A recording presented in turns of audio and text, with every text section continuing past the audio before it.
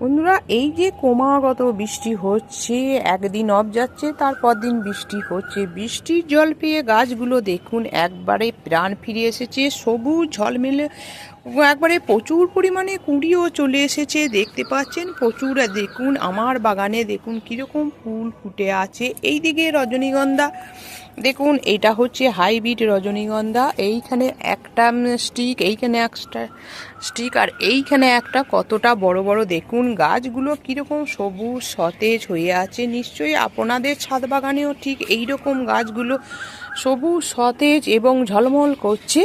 তবে একটা কাজ করতে হবে বন্ধুরা, বৃষ্টির শেষে আপনাদের প্রতি সপ্তাহে কিন্তু একবার করে কীটনাশকটা প্রয়োগ করতে হবে, কারণ এই বর্ষাকালে পোকামাকড়ে উৎপাত বেশি এবং ছত্রাকের সংক্রমণও হয়। তাই অবশ্যই আপনারা 15 দিনে অন্তর একবার করে ছত্রাকনাশক প্রয়োগ করবেন, আর প্রতি সপ্তাহে একবার করে কীটনাশকটা প্রয়োগ করবেন। তবে অতিরিক্ত খাবার গাছে দেবেন না। গাছের ড্রেনেজ সিস্টেম ঠিক রাখুন, মাটি শুকনো হলে তবেই গাছে জল দেবেন।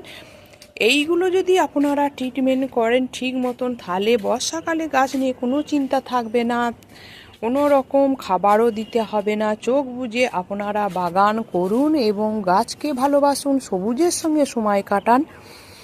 এত সুন্দর সেন্ট বেরোচ্ছে বলে প্রকাশ করতে পারা যাবে না বন্ধুরা।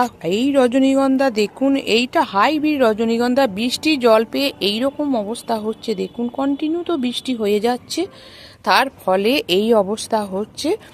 তাই ভিডিওটি ভালো লেগে থাকলে প্রচুর প্রচুর লাইক করবেন, কমেন্ট করবেন এবং সাবস্ক্রাইব করে আমার সবুজ বিলা ইউটিউব চ্যানেলের পাশে থাকবেন।